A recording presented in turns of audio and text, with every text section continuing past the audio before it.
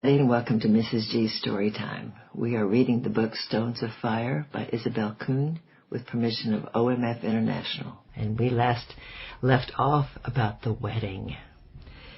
Thus it fell out, as so often in human life, that he who had lectured others on how to be married was nervous and fidgety, while she who had feared that her inexperience might lead to a faux pas sat trim and correct, answered in a sweet, clear voice easily heard, and was the most perfect bride the district had seen. But all things, even the embarrassment of being married in a church, came to an end. Lucy, who afterwards told Mama of this inward conflict, added, "But as soon as the ceremony was over, the joy returned. The rest of the day was gloriously happy. It was only for that little while." And thus the two stones of fire were set together. There is a common false idea abroad in young Western minds that God chooses two such lives for the one and the only purpose of human happiness. It would be wiser to acknowledge the truth that God, although He delights to give happiness, has also something much higher in view. The analogy might make it clearer. The opal is usually cut with a smooth surface called a cabochon, but the fire opal is frequently many sides. This brings out a greater beauty in light and color. To facet, each stone is set in a cup-like instrument called a dupe, and then they are rubbed against each other until a facet is produced. This is the work of a lapidary and requires great care and skill. For instance, the famous Cullinan diamond took 9 months to cut. God often does a similar work with His stones of fire, if He sees that they warrant facets or many sides. And as the trials and pressures of two lives adjusting to one another, together with circumstances from without, are brought to bear on these two, do not forget the master lapidary as he bends with skill and love and care over them. Chapter 5. War as Diamond Dust. Diamond dust mixed with oil is the only material used in polishing precious stones. It is put upon fast-rotating wheels called scollifs, 2,500 rotations per minute, and the gem is held against them. In other words, a quick succession of hard, unconquerable particles pressed against the jewel will polish it. The spiritual counterparts, as God brings them into human lives, especially at certain periods, are sharp, painful events that follow fast one upon another, all of them irresistible, cannot be pushed away, must be accepted and endured. When the scollif is removed, one sees the beautiful lights of the patient self-sacrifice and humility shining forth. Mortals call it war. Those who watch it from above see it as the master lapidary's diamond dust polishing his stones of fire. And now the greatest happiness of human life had come to Mary, a husband she adored, a comfortable private home, and an ideal to work for together. The service of the Lord was a passion in both their young hearts, and the first thing on the horizon was the Christmas festival. This was the first year that the village of Olives was to host the church at Christmas, and it entailed a lot of work. Last Christmas there had been 1,000 liceux to the festival. This time the guerrilla soldiers in the canyon would cause many to hesitate about leaving their homes, but at least hundreds would come. Much firewood must be cut, and certain jobs of cooking, cutting meat, and serving tables, and so on, apportioned. In previous festivals, the eating arrangements had not been well organized, Lucien thought, and he had other ideas how to make everything go faster, taste better, and occupy less time. Nightly, the little chapel meetings overflowed with youthful vim and interest. They had asked Mama to translate a new Christmas song, which only they would know, and now they must practice it in 4 parts, so as to be able to surprise the guest. Also, there were 2 more weddings to be performed, Enoch to Sarah and Tychicus to Chloe. Pastor Luke had brought his family over for a vacation, although he himself taught them each night, and married the 2 couples. The village buckwheat also was still being harvested, and as each family helps the other, Mary would be called on now and again for exchange labor, as previously promised. Also, Lucien left his New Year's suit of clothes for his little bride to sew, and clever Elizabeth, Luke's wife, helped her with the difficult parts. That was Lucien's favorite suit, Long after it was in holes, he insisted it be patched again and again, that he might continue to wear it. Then there was Lu Xing's household, with whom Mary must now live and work. Lu Xing Pa, with his funny puns, was a gentle, kindly man that everyone liked. Lu Xing Ma ruled the home, except when her son was present. His ability to talk, organize, and think quickly was undoubtedly inherited from his mother. It was her clever planning and bargaining which really supported the family. Older than all of them, she was 60 when Lu Xing married. She ran around and superintended everything like a young girl. Mary must now learn Lu Xing Ma's way of feeding the pigs and chickens, cooking a hot mesh for the cow when it calved, making bean and pepper pickle. Lu Xing Ma's skill was famous. Others came to buy her pickles, and 101 other things. Also there was Timothy and little John, Homei's son. Timothy, Lu Xing's cousin, herded the cows and helped with the plowing. Big-hearted Lu Xing Ma had offered to take in little John, but now he was walking, he was beginning to be a problem. His father was so often away on long preaching trips, and as he was not her own child, the kind woman was slow to discipline him, with inevitable results. Mary had to share in unpleasant situations which arose, but for her first few years among them, these burdens did not weigh heavily. That Christmas festival was pronounced the best ever held. The new arrangements for eating and cooking had worked well. To Mary had fallen the job of being one of the cooks, for that was easily the hardest and least popular. The stoves, merely holes cut in the bank of earth, supported a big iron cauldron of water, into which the steam of corn was placed, the fire burning underneath. It took hours to get it done, and the cooks must rise at 4 a.m, standing in the bleak wind to watch that it did not burn. It was hard to get volunteers for such a task, so Mary accepted it, and she was the only one who never had to be personally called for that early rising hour. Her quiet loyalty to Lu Xing and his ideals was one of the most beautiful colors in this little opal. Just one thing happened to cast a shadow of warning about the year to come.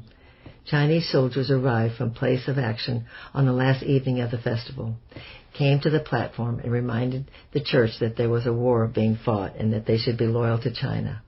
Some of the tribes at the border had welcomed the Japanese, but no one dreamed it was so close to them. A vote of thanks had been given to the village of Olives and a suggestion that everyone would like to come again next year. But as it turned out, 5 years passed before Mama was able to celebrate Christmas with them again. To Mary, the word Japanese was unpronounceable and the vaguest import. Her thoughts quickly left the ominous warning to prepare with the deepest pleasure for the February Girls' Bible School. The 3 brides from Olives were all going, Mary, Sarah, and Chloe. Their husbands could escort them and carry their loads. Brother 3 was away on a trip, and Lu Xing had been asked to teach on the staff until he got back. Great were the expectations and plans, but when the day of departure came, it was stormy, a snow blizzard on the mountains. To walk a day's journey in the rain and cold February might lead to sickness, for the Lesu had no umbrellas or raincoats and would get soaked through. There was no help for it. They must wait until the weather cleared. How anxiously they prayed on Sunday, but still the skies were laden. Lu Xing had gone on ahead to help Mama with the housing and dormitory problems, and Mary thought about him all day. How disappointed he would be that they had not arrived. Both were looking forward to their first school together. Lu Xing was planning to help her make up her sermon outlines when it came to her turn to address the big Sunday noon service at Oak Flat. Would she be able to go now? Already the first Sunday of the school was passing. This weather would be kept up for 2 weeks. It often did in February. It was still gray and dark-looking, and all the grand, jagged mountain peaks were out of sight, covered by a blanket of low-hanging clouds, and even the lower slope had that dull, drenched appearance, which was so depressing. But the little band started out. How pretty Mary looked as she came in that afternoon. Her cheeks were rosy from the exertion and happy anticipations, and her pearly teeth glistened into her shy smiles. Lu Xing met them in the church kitchen, and after shaking hands a spell seemed to come upon him, so that he could not tear himself from Mary's vicinity. One excuse or another provided him with jobs near where she was, so that he could see her. There was a new member of the staff this year, Ava. Ava was a Chinese pastor's daughter who had come to help Mama in the house in exchange for lessons in Bible, music, and English. She was to be on the staff of the GBS, teaching them knitting, an art entirely unknown in that part of the canyon at that time. The first evening after service, the young husband sat around the fire in the girls' dormitory shanty and chatted for a while. Ava, wishing to get acquainted with everyone, joined them. When the drum tap sounded, they all dispersed, and Mama asked Ava what they had been doing. "Oh, just talking." All but Lesu he was writing. He wrote Mary, Mary, Mary in English, a whole page of nothing else. What would he want to do that for? Ava was mystified, but not Mama. Love has to have an outlet, and little Mary, who by this time knew her name in English, must have been thrilled to see that page and to understand the silent tongue which felt no freedom in public.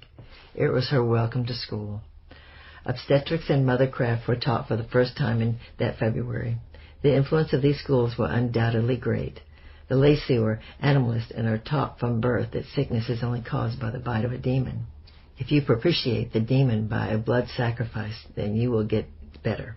To teach them that disease comes from germs, which breed best in dirt and darkness, means a mental revolution in all of their thinking attitude towards life. There is still much to be accomplished, and personal cleanliness, at least, has greatly increased, especially in some districts like Olives, as a mere comparison of photographs, new and old, shows. And the mixing of other girls from both sides of the canyon has had a broadening effect upon it all. After closing day, Mary had to hurry home, for a new venture was about to be started.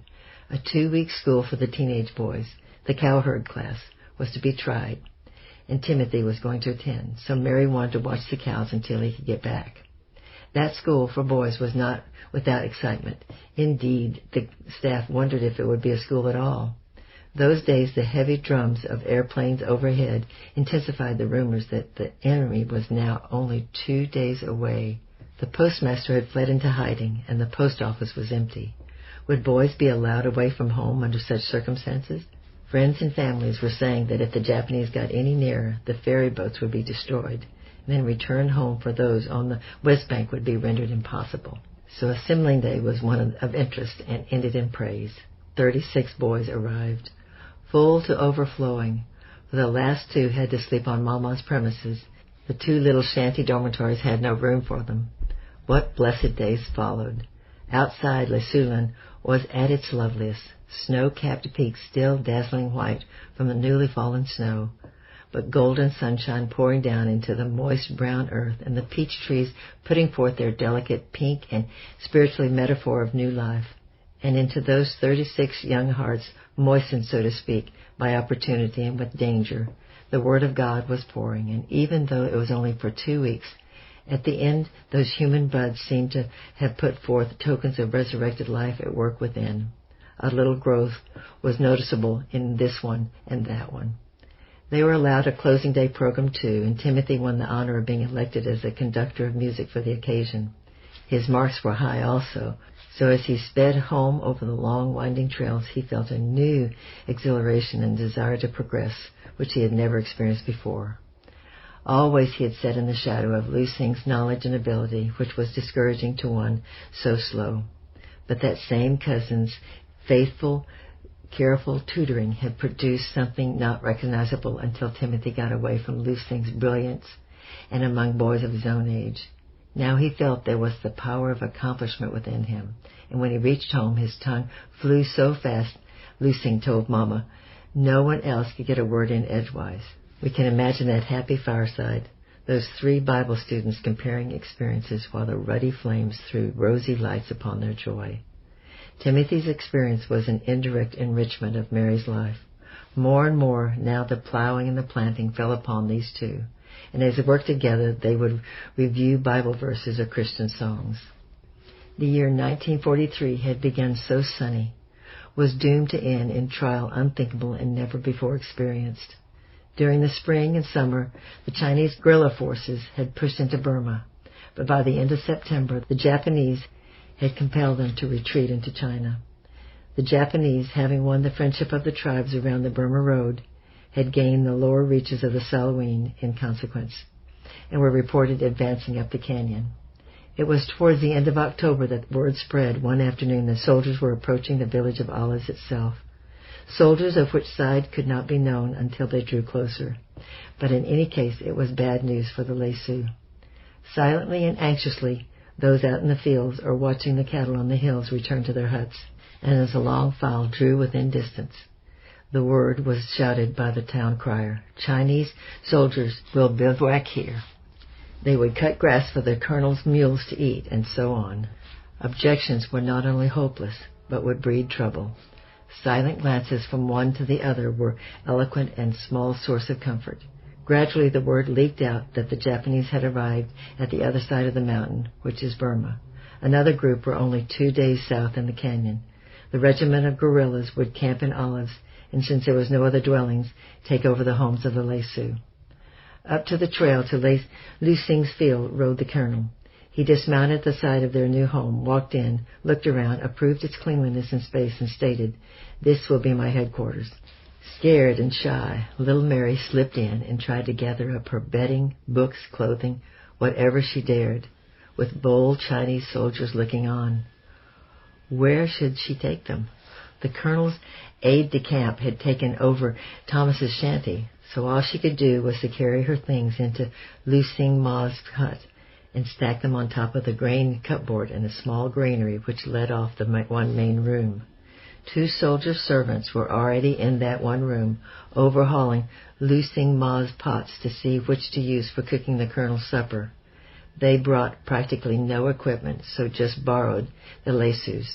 There was no stores in the canyon from which they could be replenished, for the iron pots that were carried by the Les Sioux from the Chinese town 4 days away to the south. With the Japanese already on that road, there was no possibility of purchase or travel even in the near future. Mary just had to stand hopelessly by and wait until the soldiers leisurely cooked and ate a meal, and then her pots, unwashed, would be free for her use. This was happening in every other shanty in the village. These soldiers were all heathen, which meant dishonest. Their one brass teapot disappeared when these men finally left, but that is getting ahead of our story. The colonel said he was sorry, but this was war. He did add that he intended to see that these men behaved themselves, and that if there were any stealing or dissatisfaction, the Les Sioux could report to him, and he would punish the offender. That night, as a little Christian group met in their chapel, Chinese soldiers stalked cautiously in and sat down to look and listen. Most of them did not understand the Les Sioux language, so the young people were free to whisper and compare their trials. "You've lost your house, Mary, haven't you? Are you going to move up to the caves or live with Lu Sing Ma? There are 3 soldiers in our small shanty, and I would have to sleep on the floor." 2 practically live in Lu Sing Ma's house, though, said Mary. "They cook for this colonel, and we cannot eat until they have finished. They use our fire and our pots. Lu Sing Ma and Lu Sing Pa, Timothy and little John and I all have to live there. You've got the granary in the porch when it's not too cold. Yes, we're making it do. It might be worse. Will Lu Sing go to Bible school and leave you conditions like this?" "If he wants to.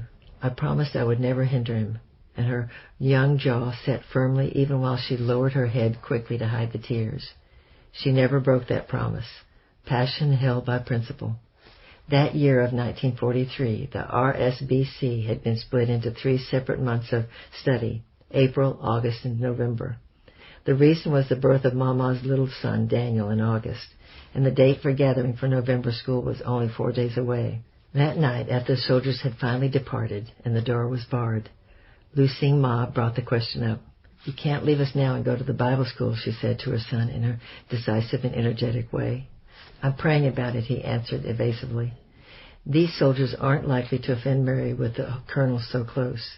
He knows that Ma Pa loves us very much, and an offense to us would be sure to reach Ma Pa's ears. I'm more worried about the rest of the Christians in the chapel. It is empty during the day, and I saw the soldiers eyeing it tonight. Well, we are in such danger and such inconvenience, I do not think you should go," stoutly declared Lu Sing Ma, who adored her son and always tried to keep him near. "You're not in danger with 100 soldiers to protect you, and one less person in this small room would be one less inconvenience," replied her invincible son. "You go across the river and you might never come back," wailed the disappointed mother. So silent little Mary knew that her dearly beloved had decided to go. The next day, Lu Xing's fear for the chapel materialized. He found some of the soldiers pushing the benches together and spreading out their beddings. Now it was he who made up his mind. To approach that Chinese colonel was not an easy thing. No soldier dared approach him carelessly. They must bow at each step they took towards his august presence.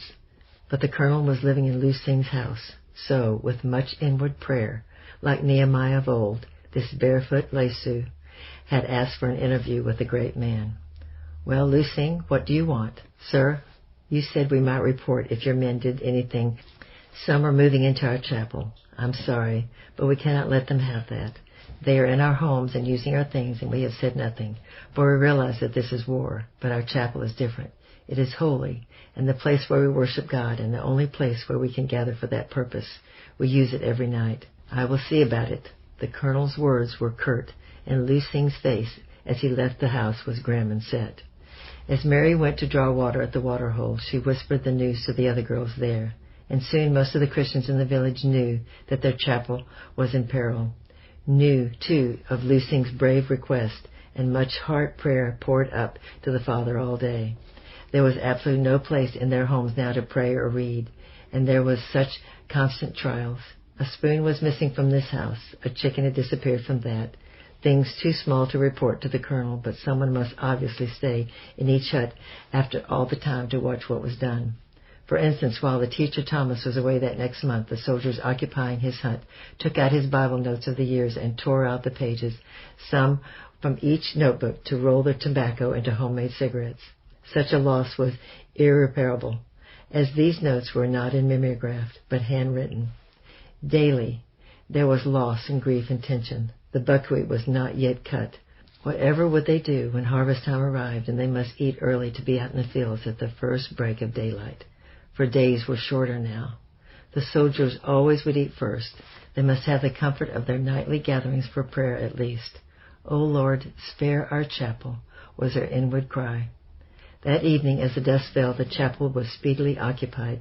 Every Christian was present, and that meant an audience mainly under 30 years of age. After the first song, the door was darkened by the tall form of the Chinese guerrilla colonel, who stalked up the aisle to the platform, followed by his interpreter. Lu Xing silently stepped off the platform and left it to them. "I have said to you, villagers of the Olives, that I would do my best to be just and fair to you," began the colonel pleasantly, his interpreter turning it quickly into Lesu. "Now we all realize that this is a time of war, and things cannot be comfortable for anyone as in normal times. My men need housing, and they would like to borrow your chapel here. I'm not going to force it, but I'm going to ask you, all of you who are willing to lend us this house, which is empty during each day, for the time we are here, please put up your hand." There was silence while the colonel waited expectantly. Not a hand was raised. The colonel, somewhat nettled, thought his interpreter had not made it clear. "Put it this way. Everyone who is not willing to lend us your chapel, put your hands up." Immediately every hand in the room was raised, and the young face scared but set, the hands silenced but determined. Stones of fire. The colonel was obviously chagrined, but he had trapped himself. He had said that he would not force it. He had been sure they would consent, if only to curry his favor. With grim countenance he answered, "Well then, the chapel is yours. I will give orders." And he stalked down the aisle and out the door. Oh, what a relief. Oh, what praises to God, guarded and quiet, for Chinese soldiers were still in the back watching. So it came to pass that through the long months of strain which followed, there was always the heart consolation. At eventide there would be peace. Peace in his presence, joy in his fellowship, a comfort of mutual consolations. Before long, the colonel issued a second order. The close of the Christians' chapel service is to be curfewed for this village. Anyone found on the trail after the Christians have retired will be taken as a spy. His men watched all the trails in the village now, night and day, for the Japanese were only 2 days' journey to the south, and the second group of them had reached the other side of the mountain on which the Olives lies. With conditions thus, Lu Xing and Thomas set out for the November Bible School. We can be certain that somewhere, sometime, Lu Xing had had a talk with Mary. He had assured her of his love, told her of the Bible verse God had given him, assuring him that she and the family would be safe until his return. So the night of October 30th saw Lu Sing and Thomas cozily settled in the House of Grace, telling Mama this thrilling story. Now little Mary was left to the difficult task of life in the overcrowded quarters, the buckwheat crop to harvest, and many another trial. And He who has promised that we should be tempted above all that we would be able to bear sent her a consolation. Her shy but silent, wistful look at parting had haunted her husband, and as soon as he had opportunity at the oak flat, he typed a long 3-page letter to her and his mother telling of his love, and if he had been wrong, to insist on coming to forgive. It was signed, "Your worthless Lu Sing." She carried that letter tucked in her blouse next to her heart all the time as she went about her work. He made mistakes sometimes, her impetuous, strong-headed boy, but he wasn't worthless. Oh, no.